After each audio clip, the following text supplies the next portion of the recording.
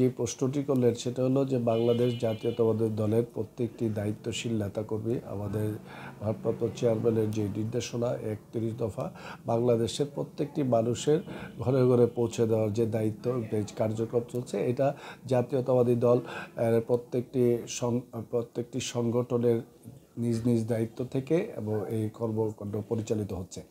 বিষয়টা হলো ৩১ দফাটা এমন একটা বিষয়, রাষ্ট্র মেরামতের বিষয়। এটা আসলে সবগুলি কিছুটা রাষ্ট্রের যে স্তম্ভগুলি আছে সেগুলি পুনর্গঠনের বিষয়, বিভিন্ন বিষয়।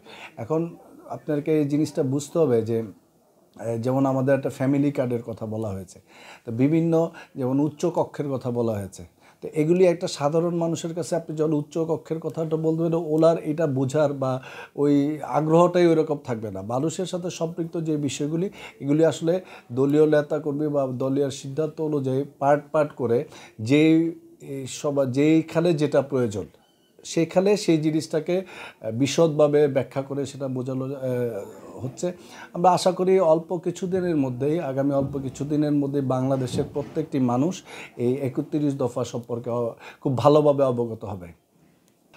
বাংলাদেশের তরুণদের সবসময় বাংলাদেশের যতগুলি অর্জন, এই স্বাধীনতা, ভাষা আন্দোলন, ৯০-এর গণ অভ্যুত্থান, ২৪-এর গণ অভ্যুত্থান, সবসময় সবচেয়ে অগ্রণী ভূমিকা ছিল ছাত্র সমাজ এবং যুব সমাজ। অতএব ছাত্র সমাজ এবং যুব সমাজের প্রতি মানুষের আগ্রহটা সবসময় ছিল। আমরা বিশ্বাস করি আগামী দিনে এই স্বনির্ভর বাংলাদেশ, আত্মমর্যাদাশীল বাংলাদেশ গঠন করার ক্ষেত্রে তাদের ভূমিকা অনেক বেশি জরুরি। আমরা তাদের প্রতি উদাত্ত আহ্বান থাকবে, যারা ছাত্র আছেন তারা নিজেদের কেরিয়ার গড়ার ক্ষেত্রে মনোযোগী হন। বাবা মার স্বপ্ন পূরণের জন্য ওনারা নিজেদেরকে তৈরি করবেন। আগামী দিনে বাংলাদেশের উন্নয়নে, বাংলাদেশকে সমৃদ্ধিশালীর পথে এগিয়ে নেওয়ার জন্য ছাত্র এবং যুব সমাজের যেহেতু ভূমিকা অনস্বীকার্য, তারা সততার সাথে তাদেরকে নিজ নিজ কর্মক্ষেত্রে নিয়োজিত করার ক্ষেত্রে নিজেকে তৈরি করবেন, সেটাই আমাদের প্রত্যাশা।